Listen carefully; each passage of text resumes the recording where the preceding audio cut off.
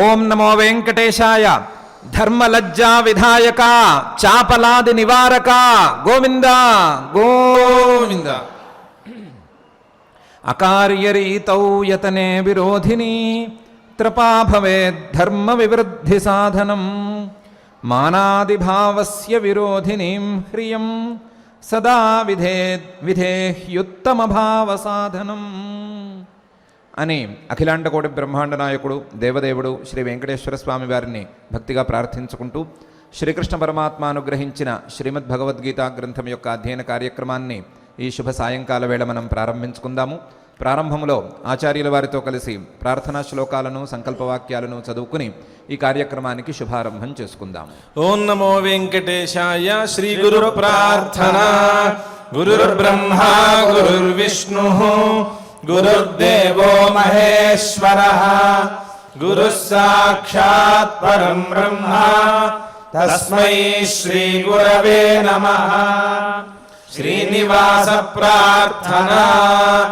సునాసాపుటం సుందర భ్రూలలాటం కిరీటోచితాకుంచిత స్నిగ్ధకేశం స్ఫురత్పుండరీకాభిరామాయతాక్షం సముత్ఫుల్లరత్నప్రసూనావతంసం. అథ సంకల్పః శ్రీమత్ ఆదివరాహక్షేత్రే విరాజమానస్య అఖిలాండకోటి బ్రహ్మాండనాయకస్య శ్రీపద్మావతీ జానేః భగవతః శ్రీవేంకటేశ్వరస్వామినః దివ్యసన్నిధౌ భగవతః శ్రీకృష్ణపరమాత్మనः అనుగ్రహేణ అస్మాకం సర్వేషాం శారీరస్య మానసస్య చ బలస్య సిద్ధ్యర్థం సమస్తానాం అసాధ్యవ్యాధీనాం నివారణార్థం సర్వయజ్ఞ ఫలప్రాప్త్యర్థం సర్వాసాం సంపదాం ప్రాప్త్యర్థం విద్యార్థినాం బుద్ధిశక్తి వృద్ధి ద్వారా పరీక్షాసు ఉత్తీర్ణతా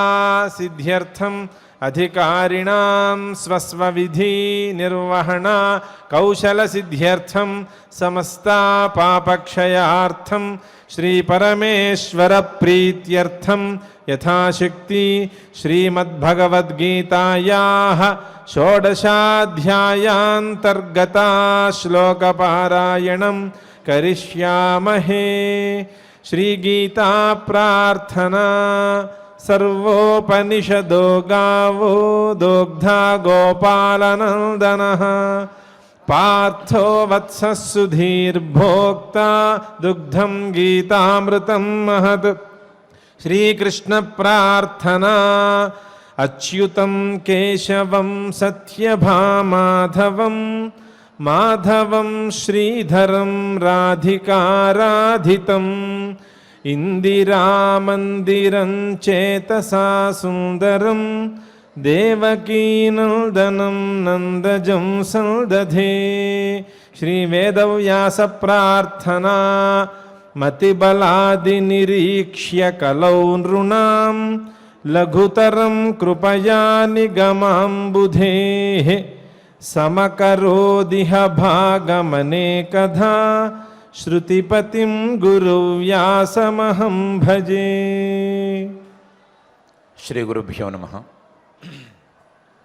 మానవులకు దైవీ సంపదలను ఉపదేశం చేస్తూ వస్తున్నటువంటి పరమాత్మ అభయం సత్వసంశుద్ధి అనేటువంటి మొదటి శ్లోకంలో 9 దైవీ సంపదలను, వాటితో పాటు 11 దైవీ సంపదలను 2వ శ్లోకంలోనూ ఉపదేశం చేస్తున్నాడు. వాటిల్లో అహింస, సత్యం, అక్రోధ, త్యాగ, శాంతి, అపైశునం, దయాభూతేషు, అలోలుప్త్వం, మార్దవం అని 9 గుణాల గురించిన చర్చను మనం ఇంతవరకు చేసుకుంటూ వస్తున్నాం. 9 గుణాల తర్వాత 10వ గుణంగా పరమాత్మ హ్రీహి అనేటువంటి గుణాన్ని, దైవీ సంపదను, సద్గుణాన్ని మనకు పరిచయం చేస్తున్నాడు. ఈ హ్రీహి అనే దానికి మనం తెలుగులో సులభంగా అనువాదం చేసుకోగలిగితే సిగ్గు అని అర్థాన్ని పెట్టుకోవచ్చు. సిగ్గును కూడా పరమాత్మ ఒక దైవీ సంపత్తిగా ఉపదేశం చేస్తున్నాడు. సిగ్గుని లజ్జ అని సంస్కృతంలో అంటారు, తెలుగులో కూడా మనకు లజ్జ అనే పదం కొంత అలవాటులో ఉన్నది. ఈ లజ్జను సద్గుణంగా భావించి దాన్ని అలవాటు చేసుకోవలసినటువంటి అవసరాన్ని పరమాత్మ హ్రీహి అనే పదం ద్వారా చెప్తున్నాడు. లజ్జ అనే పదాన్ని, దాని యొక్క భావాన్ని ఆలోచించుకుంటే ఇది ఎంత ప్రధానం అనే విషయం మనకే అవగతమవుతుంది. లజ్జ అంటే ఏదైనా చేయరాని పనిని చేయటానికి పూనుకున్నప్పుడు మనం గనక ఈ పనిని చేస్తే ఎవరైనా తెలుసుకుంటారేమో, లేదా ఎవరైనా చూస్తారేమో, చూసి ఏమైనా అంటారేమో, అనవసరమైనటువంటి అపకీర్తి వస్తుందేమో అనే భావనను ప్రాథమికంగా మనం లజ్జ అని భావించవచ్చు. అకార్యం, చేయకూడనటువంటి పనిని చేయటానికి పూనుకున్న వాడికి అడ్డుపడే భావనగా దీన్ని మనం అర్థం చేసుకోవచ్చు. ఈ సిగ్గు లేదా లజ్జ ఉన్నప్పుడు అకార్యానికి మానవుడు పూనుకోలేడు అని ప్రాథమికంగా విశ్వసించవచ్చు. ఇంతే కాకుండా కేవలం అకార్యానికి పూనుకున్నప్పుడు ఆ అకార్యం ఎవరైనా చూసేస్తారు లేదా తెలుసుకుంటారు అనే భయం లజ్జ అని మాత్రమే కాకుండా అహంకారానికి విరుగుడు భావనగా కూడా ఈ లజ్జను మనం అర్థం చేసుకోవచ్చు. అహంకారానికి వ్యతిరేక భావనను తీసుకువచ్చేటువంటి భావనగా కూడా ఈ సిగ్గును మనం అర్థం చేసుకోవచ్చు. ఈ లజ్జ యొక్క ఉత్పత్తి గురించి మనకు ఆశ్చర్యకరమైనటువంటి వృత్తాంతం ఒకటి పురాణాల్లోనూ ఇతిహాసాల్లోనూ దొరుకుతోంది. దక్షుడు అని ఒక ప్రజాపతి గారు ఉండేవారు.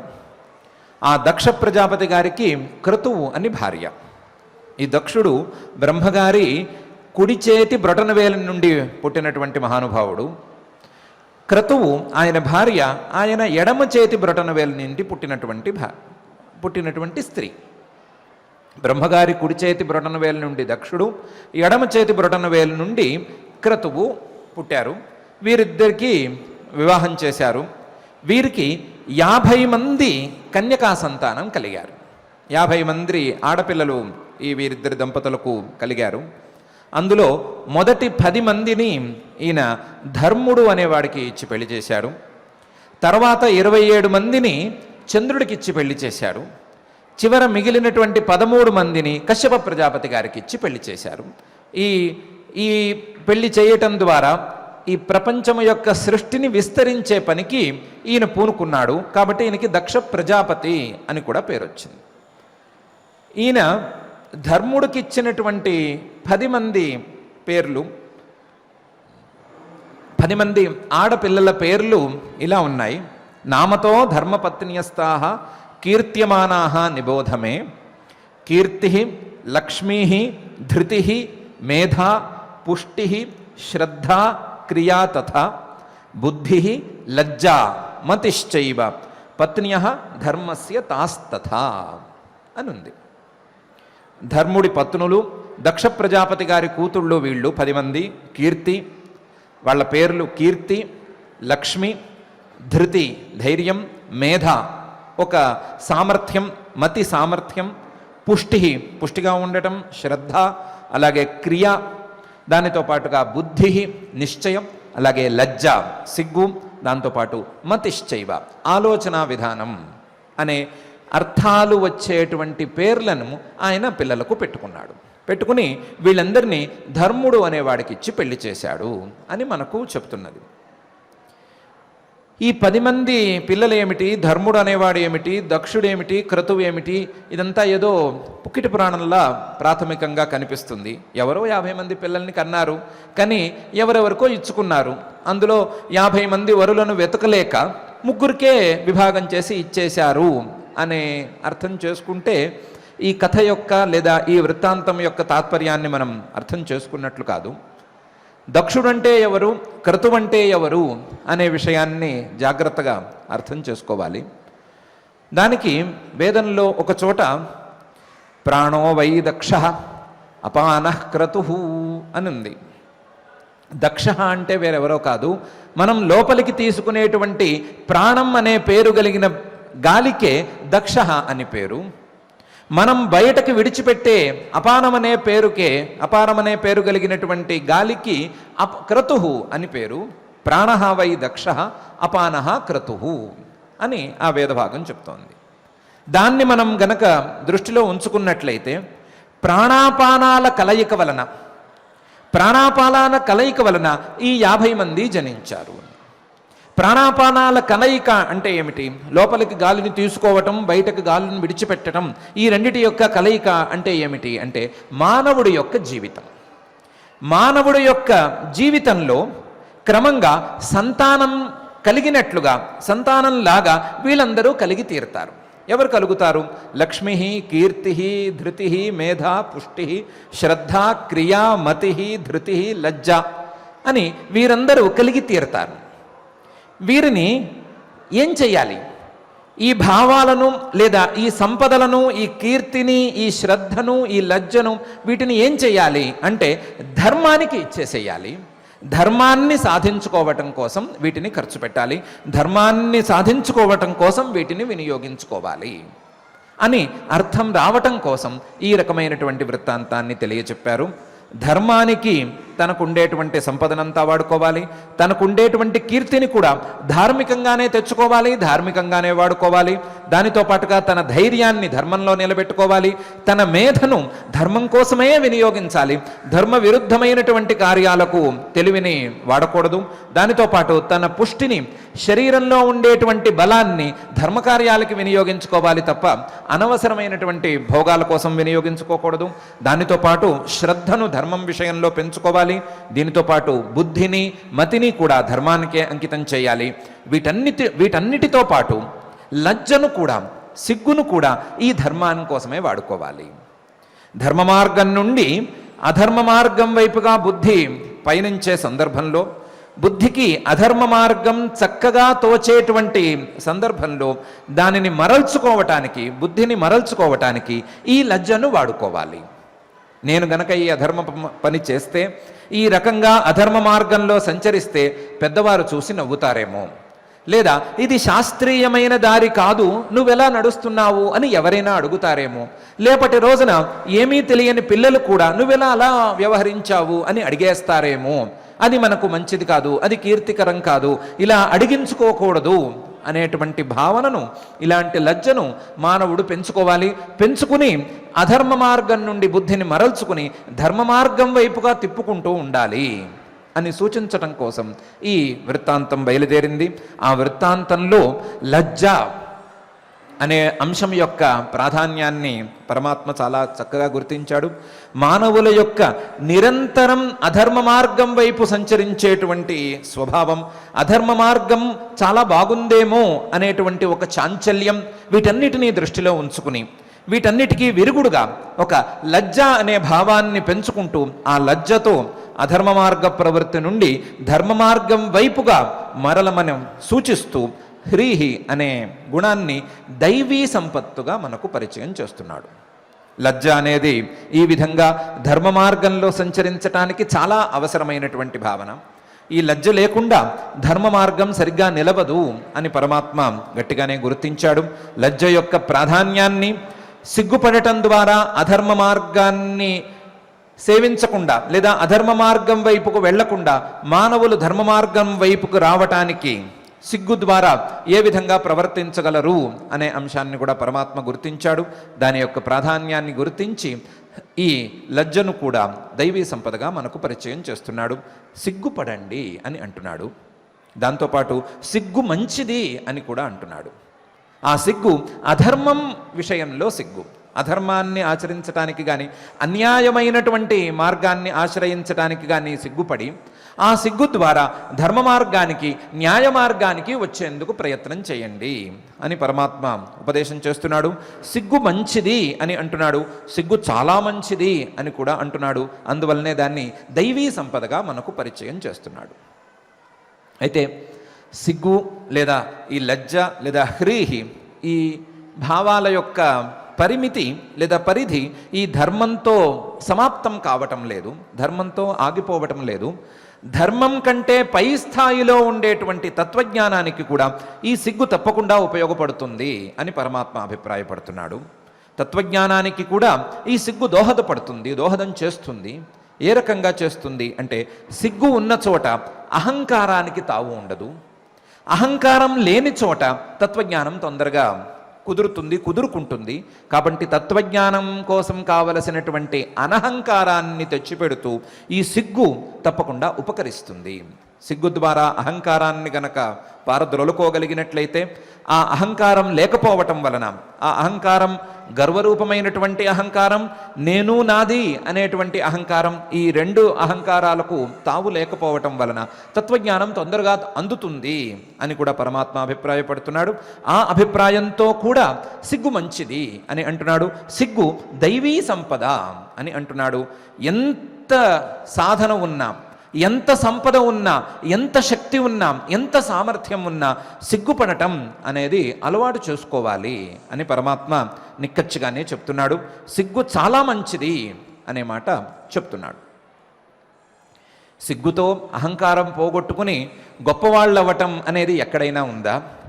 సిగ్గుపడటం అనేది కొంతమందికి పరిచయం చేసేసాము, లేదా పరిమితం చేసేసాము.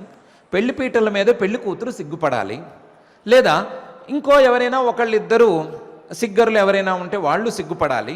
అంతే తప్ప సిగ్గుపడటం గొప్పది, సిగ్గు మంచిది, ఏదో మరక మంచిది అన్నట్టు సిగ్గు మంచిది అని విన్నంత మాత్రాన కదిలిపోతామా అని అనుకుంటే, దానికి ఒక ఉదాహరణ చూసేసుకుందాం. అగ్ని మనందరికీ తెలిసినటువంటి దేవుడు. ఆయన ఒక సందర్భంలో తనకు సామర్థ్యం చాలటం లేదు అని భావించాడు. అగ్ని యొక్క కార్యం ఏమిటో మనకి తెలుసు. ఈ భూలోకంలో ఉండేటువంటి మానవులు అగ్నికి ఆహుతులు సమర్పిస్తే, ఆ ఆహుతులను ఏ ఏ దేవతలకు చేరాలో జాగ్రత్తగా చూసుకుని దాన్ని సార్ట్అవుట్ చేసి సరి అయిన దేవతకి సరి అయిన విధానంలో ఆహుతులను అందించటం, వారు తీసుకున్నటువంటి ఆహుతులకు ఫలితాలు మానవులు అందుకునేలా చూడటం, ఇది అగ్నికి పని. మన భాషలో కొంచెం హీనమైన భాషలో చెప్పుకోవాలంటే కొంచెం పోస్ట్ మ్యాన్ పని. ఈ పని ఒకడే చేయాలి, దేవతలందరికీ చేయాలి, మానవులందరికీ చేయాలి. మానవులకు దేవతలకు మధ్య వారధిగా పని చేయాలి. చాలా పెద్ద పని ఇది. ఈ పని చేయటానికి తనకు సామర్థ్యం సరిపోవటం లేదు అని భావించాడు.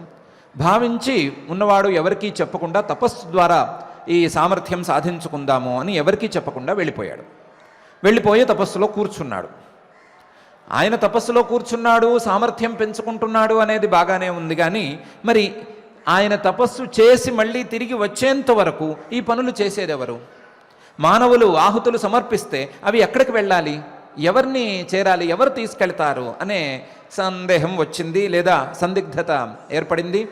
అప్పుడు దేవతలందరూ కలిసి ఒక ఆంగీరసుడు అనేటువంటి మహానుభావుణ్ణి పట్టుకుని, అయ్యా మీ ప్రభావం కూడా సామాన్యమైంది కాదు, మీరు ఈ పని చేసి పెట్టండి అని కోరారు. ఆంగీరసుడు కూడా దేవతల యొక్క ఆజ్ఞనో లేదా ప్రార్థననో కాదనకుండా అగ్ని చేసే పనులన్నీ చేసుకుంటూ వస్తున్నాడు. అగ్నిగారికి తపస్సు కాస్త అందుకుంది, గట్టిగానే సామర్థ్యం వచ్చిందనిపించింది. దానితో పాటుగా నేను లేను కదా ఇన్ని రోజులు, నేను లేనప్పుడు నా పనిని నిర్వహించిన వారెవరు అని తెలుసుకోవాలని కోరిక కలిగింది. పనులు ఏమన్నా ఆగిపోయినాయా, ఎవరైనా వచ్చారా, ఒకరు వచ్చారా, ఇద్దరు వచ్చారా, సరిగ్గా చేశారా, చేయలేదా అనే సందేహం కలిగింది. ఆయన వచ్చి మానవలోకంలోకి వచ్చి చూశాడు. చూస్తే ఆయన ఉన్నప్పుడు ఎలా జరిగిందో అలాగే జరుగుతోంది. ఆయన ఉన్నప్పటికీ ఇప్పటికీ ఏమీ తేడా లేదు. ఆయన స్థానంలో ఆయనలాగా ఒక మనిషి కూర్చునున్నాడు. మనిషో దేవుడో ఆంగీరసుడో ఎవరో కూర్చునున్నారు. కూర్చున్నవాడు చక్కగానే పనిచేస్తున్నాడు. పని చేస్తుంటే అగ్నిగారికి సిగ్గేసింది. అరెరెరెరే, నా సందేహమే తప్పు కదా, నేను లేకపోతే ఈ ప్రపంచంలో నేను చేసేటువంటి పని లేదు అనుకోవటం, పని జరగదు అని అనుకోవటం చాలా తప్పు కదా. ఇలాంటి చిన్న భావన, హీనమైన భావన నన్నెందుకు ఆవహించింది, చిచిచి సరి అయిన భావన కాదు ఇది అని సిగ్గుపడ్డాడు. సిగ్గుపడి ఆయన వెళ్ళిపోవటం మొదలుపెట్టాడు. సిగ్గు ఒకవైపు బాధిస్తోంది. ఎలాగో నా పనిని ఆయన చేయగలుగుతున్నాడు, నాకంటే సమర్థుడు ఒకడున్నాడు, నాలాంటి కానీ నాకంటే కానీ సమర్థుడు ఉన్నాడు అని చెప్పి సిగ్గుతో వెళ్ళిపోతున్నాడు. ఆయన వెళ్ళిపోవటాన్ని ఆంగీరసుడు చూశాడు. చూసి పరిగెత్తుకుంటూ వచ్చి ఆయనకు అడ్డం పడ్డాడు. పట్టి, అయ్యా మహానుభావుడా, నువ్వు ఇంతకాలం లేవని చెప్పి నన్ను బలవంతాన ఇక్కడ కూర్చోపెట్టారు. నేను కూడా నీవు లేని కాలంలో కొంత ఈ పని చేసి పెడదామని కూర్చున్నాను. నువ్వు వచ్చావు, చాలా సంతోషం, నువ్వు మహానుభావుడివి. నువ్వు గనక నీ స్థానాన్ని అలంకరిస్తే నా బాణాన్ని నేను వెళ్ళిపోతాను అన్నాడు. అగ్ని అన్నాడు, అలా కాదయ్యా, నిన్ను చూస్తే సిగ్గేస్తోంది.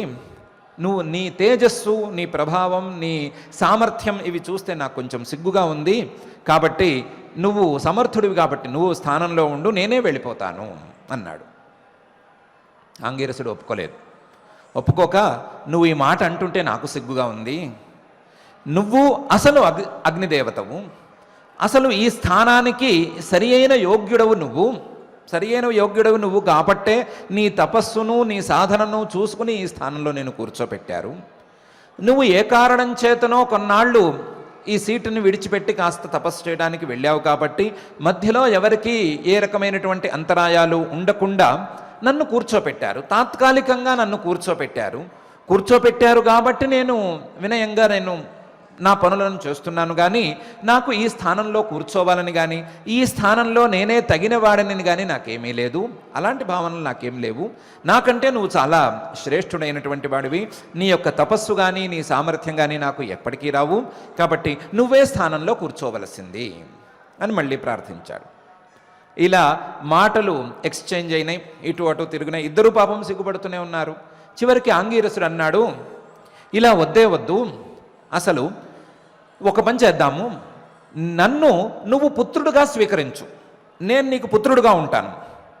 నా యందు పుత్రభావనను కలిగి ఉండు, నీవు నీ స్థానంలో కూర్చుని ఉండు.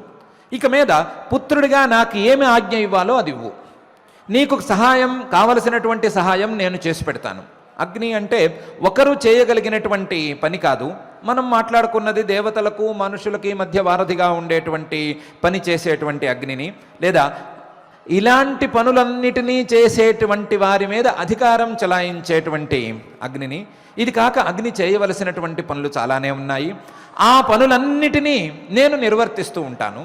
వాటిల్లో ఏ పని కావాలంటే ఆ పని నాకు చెప్పు, నేను ఆ పనిని నిర్వహించి నీ ఆజ్ఞలకు లోబడి నీ ఆజ్ఞలను అనుసరించి నేను వ్యవహరించుకుంటాను. నన్ను పుత్రుడిగా స్వీకరించు, నీకు కావలసినటువంటి పనిని చేసేటువంటి ఆజ్ఞలను చెయ్యి, నేను రెండిటికీ సిద్ధంగా ఉంటాను అని ప్రార్థించాడు. అగ్ని కూడా ఈ ఒప్పందానికి ఒప్పుకుని ఈ ఆంగీరసుడిని పుత్రుడుగా స్వీకరించి ఆయన్ని కూడా అగ్ని నిర్వర్తించవలసినటువంటి బాధ్యతలలో ఒక బాధ్యతకు అట్టిపెట్టి ఆంగీరసుడిని కూడా పైకి తీసుకువచ్చాడు. తాను కూడా తన యొక్క తపశ్శక్తి ద్వారా, లజ్జాశక్తి ద్వారా పై స్థానాలకు వెళ్ళాడు. చివరికి తత్వజ్ఞానాన్ని కూడా అందుకున్నాడు అనే విషయాన్ని మనకు ఈ వృత్తాంతం బోధిస్తోంది. సమర్థులు ఇద్దరూ సమర్థులు. ఒకరు ఆ స్థానాన్ని పొందినటువంటి సమర్థులు, మరొకరు అకస్మాత్తుగా ఆ స్థానానికి తీసుకువచ్చినా సరే కార్యభారాన్ని నిర్వహించగలిగినటువంటి సామర్థ్యం ఉన్న సమర్థులు.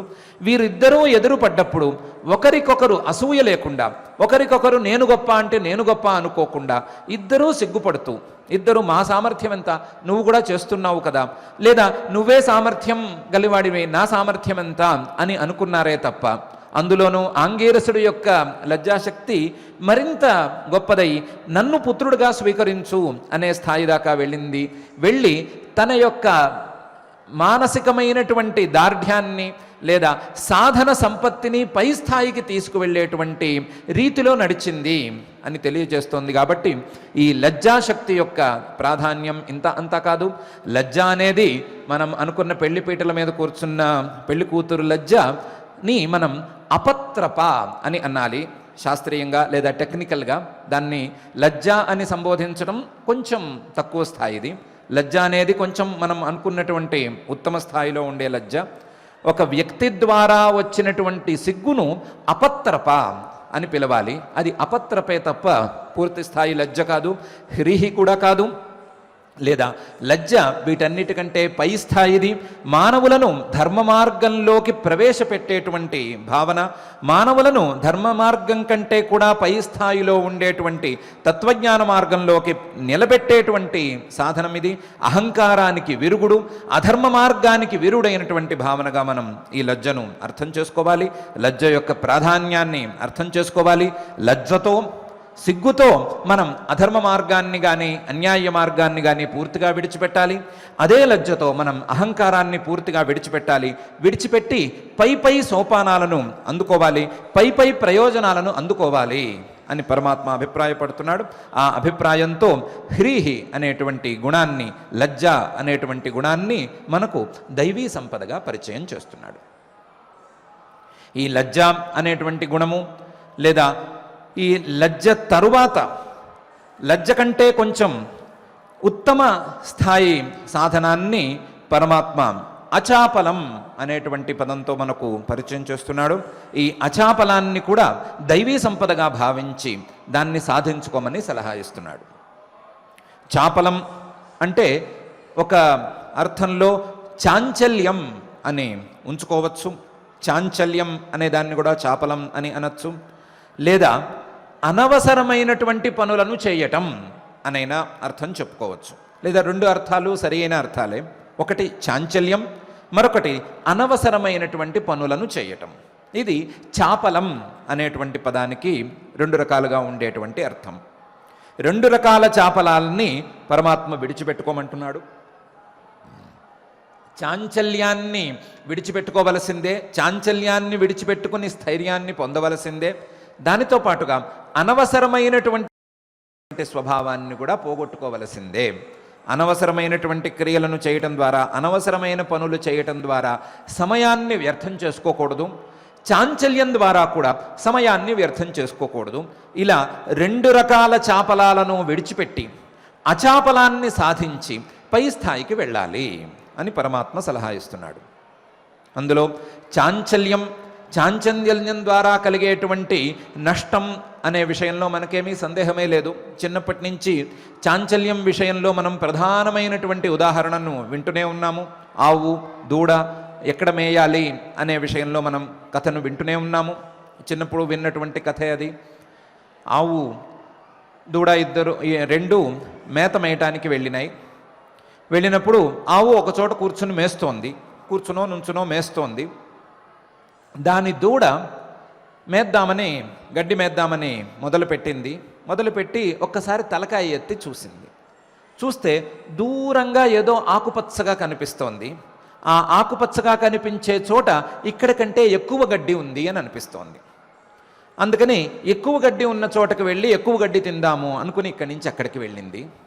అక్కడికి వెళ్ళి గడ్డి తినడానికి తలకాయ వంచబోయిన దూడ మళ్ళీ ఒకసారి తలకాయ ఎత్తి చూస్తే మరొక చోట ఇంకా ఆకుపచ్చగా కనిపించింది, ఇంకా దట్టంగా గడ్డి ఉన్నట్టు అనిపించి అక్కడికి వెళదామని అనుకుని అక్కడికి వెళ్ళింది.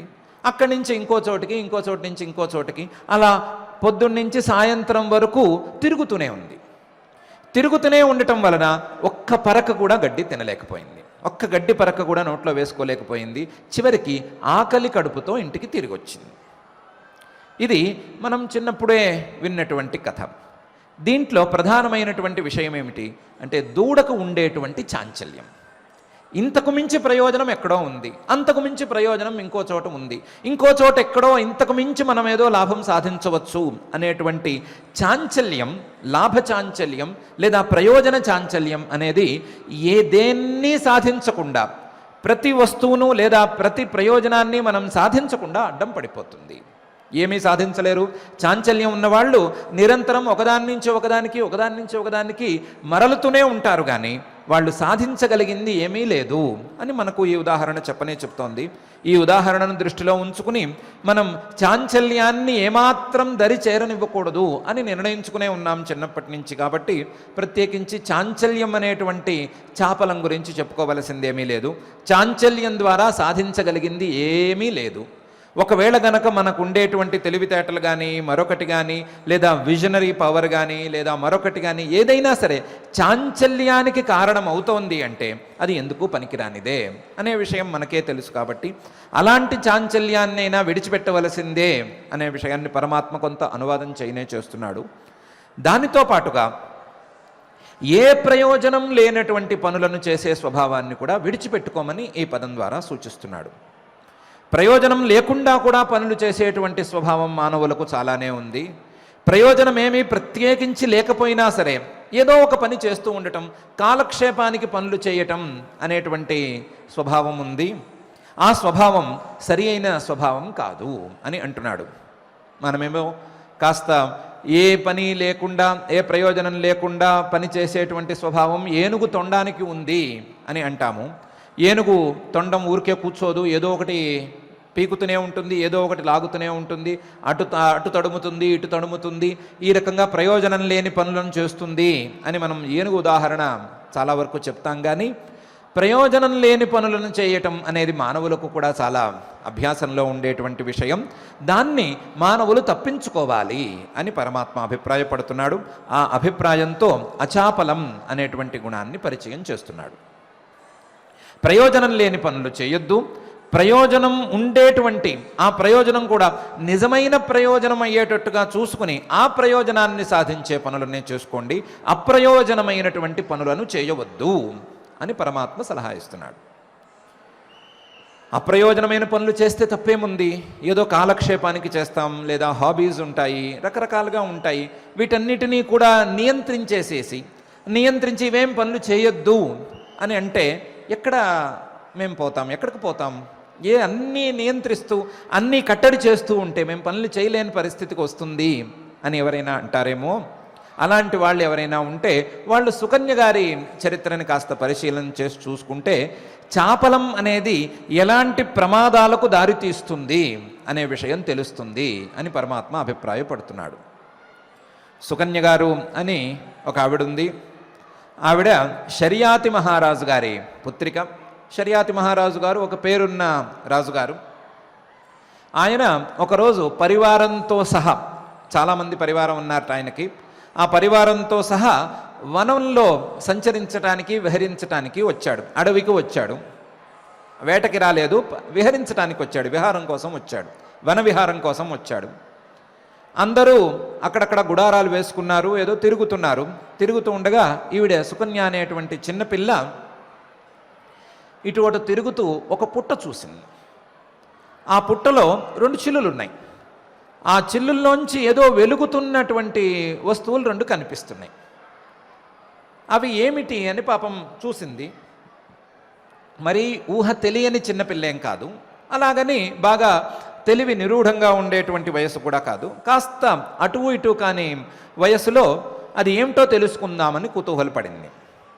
కుతూహలంతో దగ్గరకు వెళ్ళి ఇవేమన్నా మణులా లేకపోతే మిణుగురు పురుగులా అని తరచి చూడ్డానికి పక్కనే ఉండే ముళ్ళు చూసుకుని ఆ ముళ్ళుతో 2 చిల్లుల్లో పొడిచేసింది. చాపలమే, అంతకుమించేమీ లేదు. కానీ ఆ లోపల ఉన్నది ఏమిటి అంటే, లోపల చ్యవన మహర్షి గారు అని ఒక మహర్షి గారు లోపల తపస్సు చేసుకుంటున్నాడు. ఆయన చాలా కాలంగా అక్కడ కూర్చొని ఉండటం వలన, కదలకుండా ఉండటం వలన ఆయన మీద పుట్టలేచింది. పుట్టలేచినా సరే ఎందుకు వచ్చిందో దైవికంగా 2 చిల్లులు ఏర్పడినాయి. ఆ చిల్లుల్లోంచి ఆయన కళ్ళు దేదీప్యమానంగా ప్రకాశిస్తున్నాయి. ఆయన కళ్ళు ప్రకాశిస్తున్నాయి. ప్రకాశిస్తున్నటువంటి ఆ కళ్ళని చూసి ఇవేమిటి అని ఆవిడ తెలుసుకోగోరింది. చాపలం కొద్దీ పొడి చేసింది. పొడి చేసరికి ఈయన కళ్ళు 2 పోయినాయి. కళ్ళు 2 పొడిస్తే ముళ్ళుతో, గట్టి ముళ్ళుతో పొడిస్తే ఏమవుతాయి? అవైనాయి.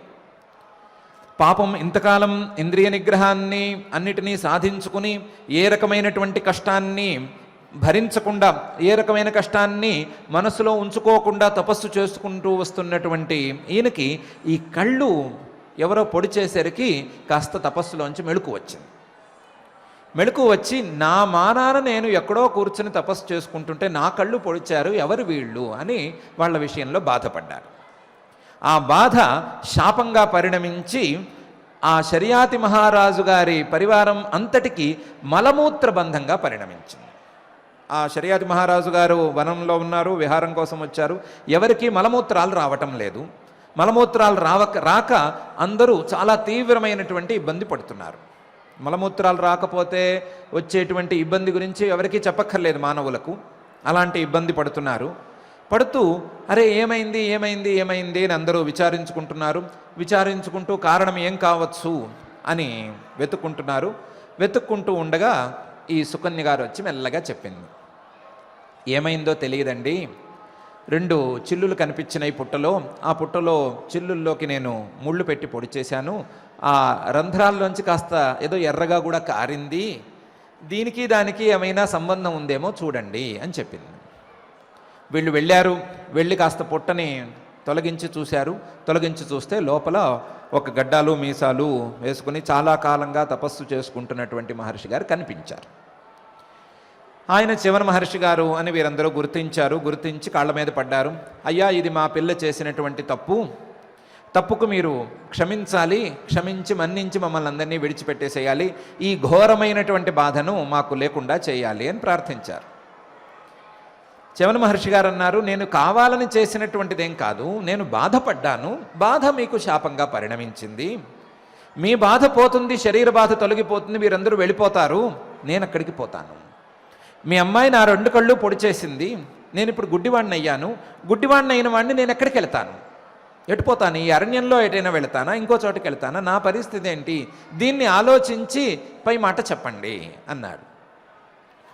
అంటే అయ్యా ఏం చేయమంటారో మీరే చెప్పండి, మేము చేయగలిగిందేం లేదు అన్నారు. అంటే ఒక పని చేయండి, ఏ పిల్ల అయితే నన్ను పొడి చేసిందో ఆ పిల్లని నాకు ఇచ్చి పెళ్లి చేసేయండి. పెళ్లి చేస్తే నన్ను చేయి పట్టుకుని నడిపిస్తుంది. నా కళ్ళు లేకుండా చేసింది కదా, కళ్ళు లేకుండా చేసిన పిల్ల నాకు భార్య అయి నా కళ్ళుగా వ్యవహరిస్తుంది. ఇదే ఆ అమ్మాయి చేసినటువంటి తప్పుకు ప్రాయశ్చిత్తం, ఇంతకు మించి వేరేదేమీ లేదు అని అన్నారు. అంటే శర్యాతి మహారాజు గారు కాస్త వెనకాడారు. నువ్వేదో 4 పరిచారకులను అడుగు, ఇచ్చేస్తాను, జీవితాంతం పోషించేస్తాను, కానీ నా పిల్లనే అడుగుతున్నావేమిటి అని ఆయన వెనకాడారు. కానీ ఈ సుకన్య అనే పిల్ల మాత్రం ధైర్యంగా ముందుకొచ్చి, నాకు ఈ ఒప్పందం అంగీకారమే, నేను చేసుకున్నటువంటి తప్పుకు నేను ప్రాయశ్చిత్తం అనుభవించి నేను ఆయనకి సేవలు చేసుకుంటాను, ఆయనకి సేవలు చేసుకోవటం ద్వారా నేను చేసినటువంటి తప్పును నేను తుడుచుకుంటాను అని చెప్పింది. ఇంకా చేసేదేం లేక ఈయన శర్యాతి మహారాజు గారు సుకన్య గారిని చవన మహర్షి గారికి ఇచ్చి వివాహం చేశారు. వివాహం చేసిన తర్వాత ఈ శర్యాతి మహారాజు గారి పరివారం అంతటికి మలమూత్ర బంధ రోగం పోయింది. వారి కష్టాల నుండి వాడు గట్టెక్కిన తర్వాత ఈ సుకన్య గారు మాత్రం చిన్నప్పుడు చేసినటువంటి తప్పును మళ్ళీ పునరావృతం కానివ్వలేదు. మళ్ళీ ఇలాంటి తప్పు చేయదలుచుకోలేదు ఆవిడ. అందుకని పతిగారికి చాలా శ్రద్ధగా సేవలు చేసింది. సేవలు చేసిన తర్వాత చాలా రోజులు సేవల తర్వాత చవన మహర్షి గారు ఓ రోజు ఆవిడ యందు చాలా ప్రీతిని పొంది, అమ్మాయి నువ్వు చాలా నాకు సేవ చేశావు, నీకు ఏదైనా వరం ఇస్తాను కోరుకో అని అన్నారు. అంటే ఆవిడ వరం ఇస్తానన్నారు, మరి జాగ్రత్తగా తీర్చే ఉపాయం చూసుకోవాలి, నేను గట్టి వరమే కోరుకుంటాను అంది. కోరుకో అన్నారు. అంటే ఏమీ లేదు, మీకు నాకు చాలా వయసులో అంతరం ఉంది, మీరేమో చాలా ఏళ్ళు తపస్సులో కూర్చొని ముసలివాళ్ళు అయిపోయారు, నేనేమో కాస్త చిన్నపిల్లని, ఏదో వివాహం చేయమంటే మా నాన్నగారు చేసేశారు, కానీ మన ఇద్దరి జోడీ పెద్దగా అనువుగా లేదు, కాబట్టి మీరు నవయౌవనంతో ముందుకు రావాలి, దానితో పాటు మీకు కళ్ళు కూడా వచ్చేట్టు మీరు చూసుకోవాలి. మీరు నిరంతరం ఆ కళ్ళు లేకుండా తిరుగుతుంటే నేను చేసిన తప్పు నాకు నిరంతరం గుర్తొస్తోంది, నా చాపలం నాకే గుర్తొచ్చి చాలా కష్టంగా ఉంది, అందువలన మీకు కళ్ళు వచ్చేటట్టుగా ఏమైనా చేసుకోవాలి, కళ్ళు రావాలి, దాంతోపాటు యౌవనం కూడా రావాలి, దీనికి ఏమైనా ఏర్పాటు చేసుకోండి, ఇదే నేను కోరే వరం అని అడిగింది. ఆయన అన్నాడు, దీనికి తపస్సు వ్యయం చేయటం అనేది సరి అయిన పద్ధతి కాదు, తపస్సును ఎప్పుడూ మన ప్రయోజనాల కోసం వాడుకోవటం అనేది మన సంప్రదాయం కాదు, ఇలాంటి పనులకు కొంతమంది ఉంటారు, వాళ్ళని పిలుద్దాంలే, అశ్విని దేవతలు ఉన్నారు, దేవ వైద్యులు, వారు దేన్నైనా చేయగలరు, ఏ పనినైనా చేయగలరు, ఎలాంటి రోగాన్నైనా సరే పోగొట్టగలరు, వాళ్ళిద్దరినీ ప్రార్థించుకుందాము, వాళ్ళు మనకు ఉపకారం చేసి పెడతారు అన్నారు. అంటే సరే అశ్విని దేవతల్ని పిలుద్దామని నిర్ణయించుకున్నారు. అశ్విని దేవతల్ని మంత్రంతో పిలిచారు. అశ్విని దేవతలు వచ్చారు. వస్తే ఆ అశ్విని దేవతలు మేము మీకు కావాల్సిన పనులన్నీ చేసి పెడతాం అన్నారు, కానీ కాస్త నసుగుతున్నారు. ఏంటి నసుగుతున్నారు అంటే, మేము దేవవైద్యులము, దేవతలు ఎప్పుడు పిలిస్తే అప్పుడు వచ్చి వైద్యం చేయటం అనేది మాకుండేటువంటి కర్తవ్యము. కానీ మీరు మానవులు మమ్మల్ని పిలిచారు, మీకు ఇలా వైద్యం చేసి పెట్టాలి అంటే, అందులోనూ ఇంత పెద్ద వైద్యం చేసి పెట్టాలి అంటే మాకు కూడా ఏమైనా లాభం ఉండాలి కదా, కాస్త మాకు లాభం చేకూర్చే మాట అయితే ఈ పని చేసి పెట్టడానికి అభ్యంతరం లేదు అని వాళ్ళు అన్నారు.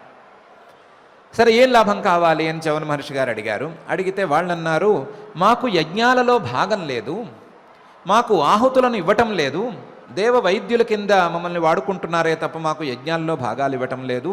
మీరు గనక మాకు యజ్ఞంలో భాగాలు ఇప్పిస్తామని మాట ఇస్తే మేము మీకు ఇలాంటి భైషజ్యం లేదా ఇలాంటి చికిత్స చేయటానికి అభ్యంతరం లేకుండా చేసి పెడతాము అని అన్నారు. చవన మహర్షి గారు, ఓసోస్ దాందేముంది, చాలా సులభం, నాకు ఆ విధానాలన్నీ తెలుసు, కొత్త దేవతలకు ఆహుతులను ఇవ్వటానికి కావలసినటువంటి విధానాలను తెలిసిన వాడిని నేను, కాబట్టి మీకు ఆహుతులు ఇవ్వటంలో ఏమీ ఇబ్బంది ఏం లేదు, నేను ఇప్పించేస్తాను, ముందు నాకు కావలసిన చికిత్సలన్నీ చేసేయండి అన్నారు. వాళ్ళు ఆ చికిత్సలన్నీ చేసేశారు. చికిత్సలంటే ప్లాస్టిక్ సర్జరీ చేశారో లేకపోతే ఈ కళ్ళకి ఏమైనా సర్జరీ చేశారో ఏం చేశారో తెలియదు, కానీ మొత్తానికి ఆయన్ని యౌవనంతో నింపేశారు. దానితో పాటు శక్తియుక్తుల్ని, శారీరకమైనటువంటి పుష్టిని ప్రసాదించేశారు. దాంతోపాటు కళ్ళు రెండింటిని బాగా మళ్ళీ పని చేసేటట్టు తయారు చేసి సుకన్య గారి ముందు నిలబెట్టి మాకు ఇప్పుడు యజ్ఞభాగాలను ప్రసాదించండి అన్నారు. దానికి తగ్గట్టుగా ఈ సుకన్య చవన మహర్షులు ఇద్దరూ కూర్చుని ఒక యజ్ఞం చేసి ఆ యజ్ఞంలో ఈ అశ్విని దేవతలిద్దరికీ భాగాలను ప్రసాదించేటప్పుడు కొంచెం చిన్న తగాదా అయింది. ఆ తగాదాని చవన మహర్షి గారు చాలా సులభంగానే పరిష్కరించుకుని అశ్విని దేవతలకు యజ్ఞభాగాలను ఇచ్చి తన యొక్క ప్రతిజ్ఞను ఆయన కూడా నెరవేర్చుకున్నారు. కథ అయితే సుఖాంతమైంది. ఈయన కళ్ళు వచ్చినాయి, అలాగే ఈయనకు యౌవనము వచ్చింది. సుకన్య గారి వివాహం వ్యర్థం కాలేదు. చాలా వయస్సులో చాలా తీవ్రమైనటువంటి, చాలా ఎక్కువ అంతరం ఉండేటువంటి వ్యక్తిని వివాహం చేసుకుంటే వచ్చేటువంటి ఇబ్బందులేమీ సుకన్య గారికి రాలేదు. వీటన్నిటికీ ఆవిడ యొక్క ఓర్పు కారణమైంది. ఆవిడ ఓర్పుగా తన పతికి సేవలు చేసుకుంటూ ఉండటం, ఆయన ద్వారా ప్రయోజనాన్ని సాధించుకోగలిగి ఉండటం, ఇవన్నీ కారణాలైనవి. చాలా బాగుంది. కానీ కథ ఇంత దూరం నడవటానికి, ఇలా ప్రారంభం కావటానికి ఈవిడ యొక్క చాపల్యం కారణం అనే విషయంలో మనకేమీ సందేహం లేదు. ఆ చాపల్యానికి ప్రయోజనం చాలా ఘోరంగా ఉండబోగా ఈవిడ తన సామర్థ్యంతోనో లేదా తన యొక్క శక్తియుక్తులతోనో దాన్ని దాటి ఉంది కాబట్టి సుఖాంతంగా కనిపిస్తోంది. కానీ లేకపోతే పరిస్థితులు చాలా తీవ్రంగా ఉండేవి. ఇలాంటి చాపల్యంతో చేసేటువంటి అనవసరమైన పనులు కొన్నిసార్లు ప్రమాదకరంగా పరిణమించవచ్చు. అన్నిసార్లు కూడా సమయం వ్యర్థం అవ్వటం అనేటువంటి ప్రమాదానికి దారి తీస్తాయి. కాబట్టి సమయం వ్యర్థం కాకుండాను, ఇతర ప్రమాదాలకు అవకాశం ఇవ్వకుండాను ఈ చాపలం అనే గుణాన్ని పూర్తిగా పోగొట్టుకుని అచాపల్యాన్ని సాధించుకోవాలి అని పరమాత్మ అభిప్రాయపడుతున్నాడు. ఆ అభిప్రాయంతో అచాపలం అనేటువంటి గుణాన్ని దైవీ సంపదగా మనకు పరిచయం చేస్తున్నాడు. అచాపలం అనేది దైవీ సంపద. ఆ దైవీ సంపదను సాధించుకోవడం ద్వారా మానవులు సమయాన్ని వ్యర్థం చేయకుండా, ఇతర ప్రమాదాలను వేటిని కూడా రానివ్వకుండా, దరి చేరనివ్వకుండా జాగ్రత్తగా చూసుకోవాలి అని పరమాత్మ మన యందు ప్రేమతో ఈ సిగ్గు, హ్రీహి, అలాగే అచాపలం, చాపల్యం లేకపోవటం, చాంచల్యం లేకపోవటం, చాంచల్యంతో పాటు వ్యర్థమైన కాలక్షేపం లేకపోవటం అనేటువంటి గుణాలను మనకు ఉపదేశం చేస్తున్నాడు. మనం ఈ పరమాత్మ యొక్క ఉపదేశాన్ని శ్రద్ధగా విని సాధ్యమైనంత మేర సమయం ఖాళీగా ఉన్నప్పుడు వ్యర్థంగా గడపకుండా, ఖాళీగా ఉండే సమయాన్ని కూడా కొంచెం ప్రొడక్టివ్గా మార్చుకునేటువంటి ప్రయత్నం చేసుకుంటూ, ఆ ప్రొడక్టివ్గా మార్చుకునేటువంటి ప్రయత్నం మనకు భౌతికంగా కాకుండా ధార్మికంగా ఉపయోగపడాలి అనే సంకల్పంతో ఉంటూ ధర్మమయమైనటువంటి సమయ వ్యయాన్ని చేసుకుంటూ, చాపల్యానికి, చాంచల్యానికి దూరంగా ఉంటూ, నిరంతరం అహంకారానికి దూరంగా ఉంటూ, అహంకారానికి విరుగుడు భావనైనటువంటి లజ్జను సాధించుకుంటూ, సిగ్గుతో సిగ్గుతో అచాపల్యంతో మనం అందుకోవలసినటువంటి ప్రయోజనాలన్నిటినీ అందుకునే ప్రయత్నం చేద్దాం. మనం చేసుకునేటువంటి ప్రయత్నానికి పరిపూర్ణమైనటువంటి అనుగ్రహాన్ని ఇవ్వవలసిందిగా ఆ అఖిలాండకోటి బ్రహ్మాండ నాయకుడు దేవదేవుడు శ్రీ వెంకటేశ్వర స్వామి వారిని భక్తిగా ప్రార్థించుకుందాం. ఆ ప్రార్థనతో ఈరోజు పారాయణ కార్యక్రమాన్ని ప్రారంభించుకుందాం. అథ శ్రీమద్భగవద్గీతాసు ఉపనిషత్సు బ్రహ్మ విద్యాయాం యోగశాస్త్రే శ్రీకృష్ణార్జున సంవాదే దైవాసుర సంపద్విభాగ యోగో నామ షోడశోऽధ్యాయః. దైవాసుర సంపద్విభాగయోగో నామ షోడశోऽధ్యాయః. శ్రీభగవానువాచ శ్రీభగవానువాచ అభయం సత్వసంశుద్ధిః అభయం సత్వసంశుద్ధిః జ్ఞానయోగవ్యవస్థితిః జ్ఞానయోగవ్యవస్థితిః దానం దమశ్చ యజ్ఞశ్చ దానం దమశ్చ యజ్ఞశ్చ స్వాధ్యాయస్తప ఆర్జవం స్వాధ్యాయస్తప ఆర్జవం అహింసా సత్యమక్రోధః అహింసా సత్యమక్రోధః త్యాగశాంతిరపైశునం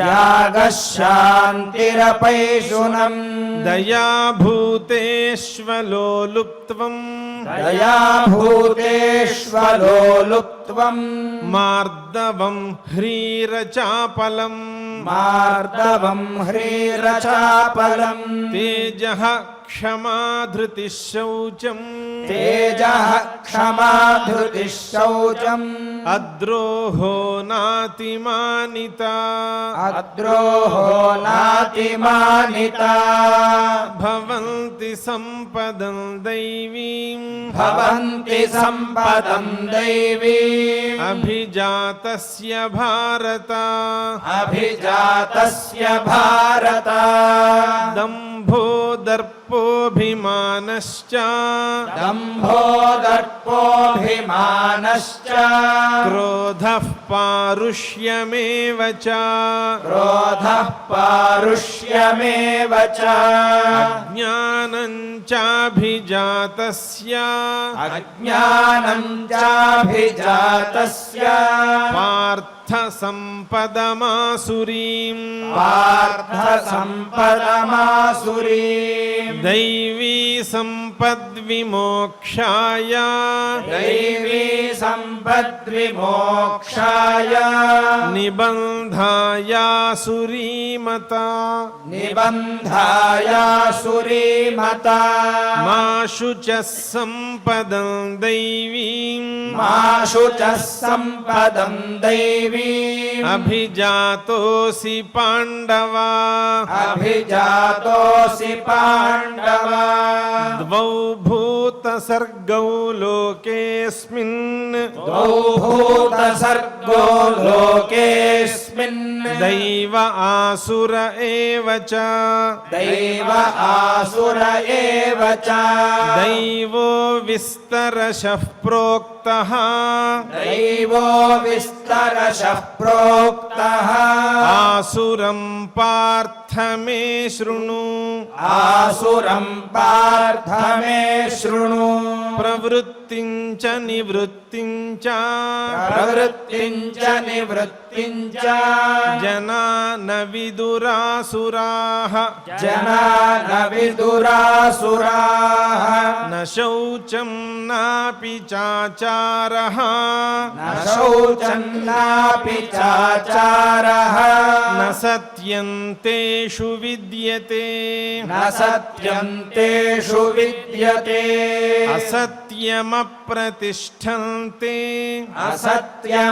అసత్యమప్రతిష్ఠంతే జగదాహురనీశ్వరం జగదాహురనీశ్వరం అపరస్పర సంభూతం అపరస్పర సంభూతం కిమన్యత్ कामहैतुकम् किमन्यत्कामहैतुकम् एतान् दृष्टिमवष्टभ्य एतां दृष्टिमवष्टभ्य नष्टात्मानोऽल्पबुद्धयः नष्टात्मानोऽल्पबुद्धयः प्रभवन्त्युग्रकर्माणः प्रभवन्त्युग्रकर्माणः क्षयाय जगतो हिताः क्षयाय जगतो हिताः काममाश्रित्य दुष्पूरम् काममाश्रित्य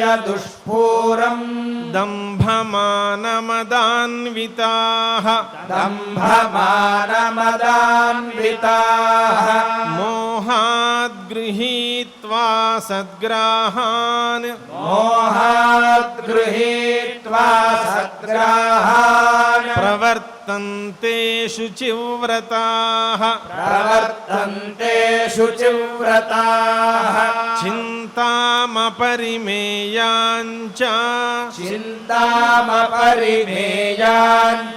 प्रलयान्तामुपाश्रिताः प्रलयान्तामुपाश्रिताः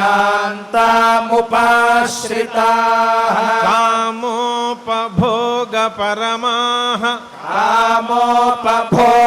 कामोपभोगपरमाः एतावदिति निश्चिताः एतावदिति निश्चिताः आशापाशशतैर्बद्धाः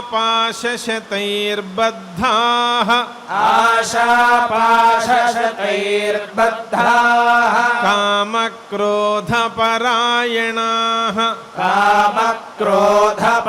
कामक्रोधपरायणाः ईहन्ते कामभोगार्थम् ईहन्ते कामभोगार्थम् अन्यायेनार्थसञ्चयान् अन्यायेनार्थसञ्चयान् इदमद्य मया लब्धम् इदमद्य मया लब्धम् इमं प्राप्स्ये मनोरथम् इमं प्राप्स्ये मनोरथम् इदमस्तीदमपि मे इदमस्तीदमपि मे भविष्यति पुनर्धनम् भविष्यति पुनर्धनम् असौ मया हतः शत्रुः असौ मया हतः शत्रुः हनिष्ये चापरानपि हनिष्ये चापरानपि ईश्वरोऽहमहं भोगी ईश्वरोऽहमहं भोगी सिद्धोऽहं बलवान् सुखी सिद्धोऽहं बलवान् सुखी आढ्योऽभिजनवानस्मि आढ्योऽभिजनवानस्मि कोऽन्योऽस्ति सदृशो मया कोऽन्योऽस्ति सदृशो मया यक्ष्ये दास्यामि मोदिष्ये यक्ष्ये दास्यामि मोदिष्ये इत्यज्ञानविमोहिताः इत्यज्ञानविमोहिताः अनेकचित्तविभ्रान्ताः अनेकचित्तविभ्रान्ताः मोहजालसमावृताः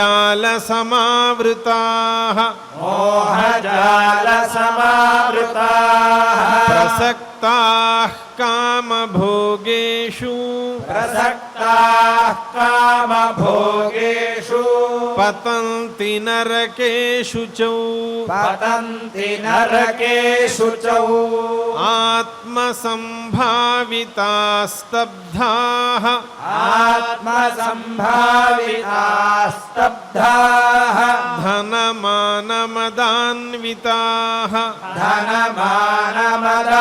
धनमानमदान्विताः यजन्ते नाम यज्ञैस्ते यजन्ते नाम यज्ञैस्ते दम्भेनाविधिपूर्वकम् दम्भेनाविधिपूर्वकम् अहङ्कारं बलं दर्पम् अहङ्कारं बलं दर्पम् पुष्पम् कामं क्रोधं च संश्रिताः कामं क्रोधं च संश्रिताः मामात्मपरदेहेषु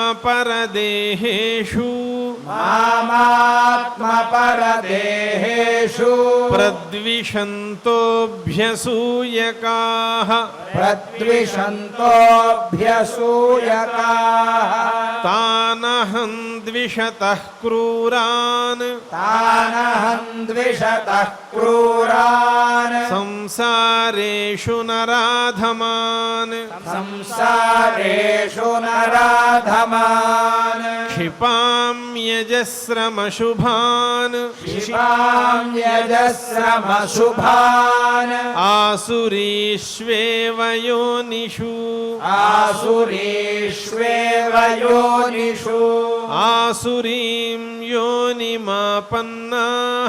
आसुरीं योनिमापन्नाः मूढा जन्मनि जन्मनि मूढा जन्मनि जन्मनि मामप्राप्यैव कौन्तेय मामप्राप्यैव कौन्तेय ततो यान्त्यधमां गतिम् ततो यान्त्यधमां गतिम् त्रिविधं नरकस्येदम् त्रिविधं नरकस्येदम् द्वारं नाशनमात्मनः द्वारं नाशनमात्मनः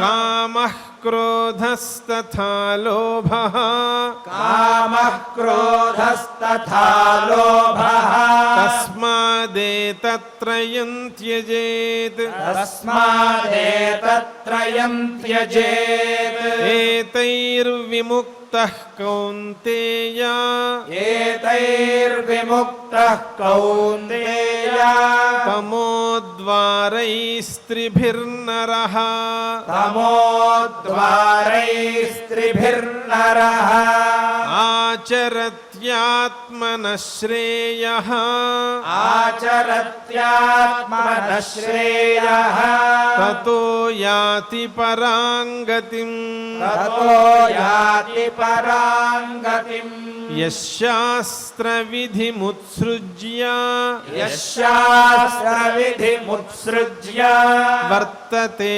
कामकारतः वर्तते कामकारतः न स सिद्धिमवाप्नोति न स सिद्धिमवाप्नोति न सुखं न परां गतिम् न सुखं न परां गतिम् तस्माच्छास्त्रं प्रमाणन्ते तस्माच्छास्त्रं प्रमाणन्ते कार्याकार्यव्यवस्थितौ कार्याकार्यव्यवस्थितौ ज्ञात्वा शास्त्रविधानोक्तम् ज्ञात्वा शास्त्रविधानोक्तम् कर्म कर्तुमिहार्हसि कर्म कर्तुमिहार्हसि इति श्रीमद्भगवद्गीतासु इति श्रीमद्भगवद्गीतासु उपनिषत्सु उपनिषत्सु ब्रह्मविद्यायां ब्रह्मविद्यायां योगशास्त्रे योगशास्त्रे श्रीकृष्णार्जुनसंवादे श्रीकृष्णार्जुनसंवादे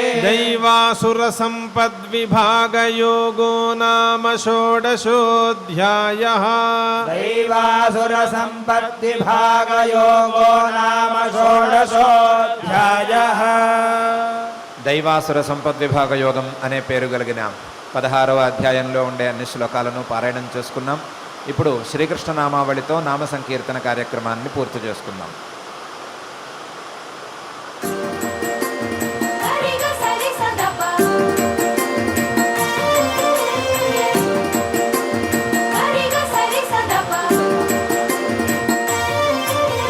कृष्णं वन्दे जगद्गुरुं श्रीकृष्णं वन्दे जगद्गुरुं कृष्णं वन्दे जगद्गुरुं श्रीकृष्णं वन्दे जगद्गुरुं कृष्णं वन्दे जगद्गुरुं श्रीकृष्णं वन्दे जगद्गुरुं कृष्णं वन्दे जगद्गुरुं श्रीकृष्णं वन्दे जगद्गुरुं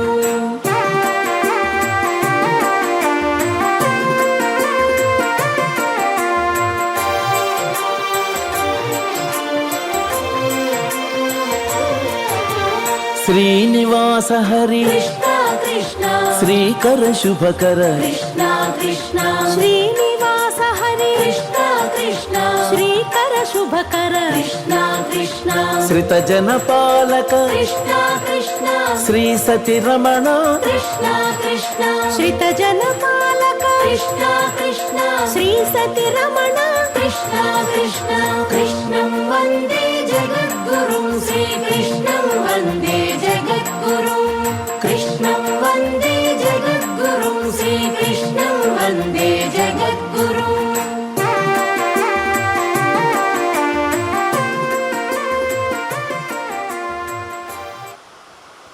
నామ సంకీర్తన కార్యక్రమం పూర్తయిన తరువాత ఆచార్యుల వారితో కలిసి మంగళ శ్లోకాలను చదువుకుని ఈ కార్యక్రమాన్ని మంగళాంతంగా పూర్తి చేసుకుందాం. यत्र योगेश्वरः कृष्णो यत्र पार्थो धनुर्धरः तत्र श्रीर्विजयो भूतिर्ध्रुवा नीतिर्मतिर्मम अथ क्षमा प्रार्थना यदक्षरपदभ्रष्टं मात्राहीनं च यद्भवेत् तत्सर्वं क्षम्यतां देव नारायण नमोऽस्तु ते. अथ भगवत्समर्पणम् कायेन वाचा मनसेन्द्रियैर्वा बुद्ध्यात्मना वा प्रकृते स्वभावात् करोमि यद्यत् सकलं परस्मै नारायणायेति समर्पयामि. अथ लोकक्षेम प्रार्थना सर्वे भवन्तु सुखिनः सर्वे सन्तु निरामयाः सर्वे भद्राणि पश्यन्तु मा कश्चित् दुःखभाग् भवेत्. अथ मङ्गलम् श्रियः कान्ताय कल्याणनिधये निधयेऽर्थिनाम् श्रीवेङ्कटनिवासाय श्रीनिवासाय मङ्गलम्.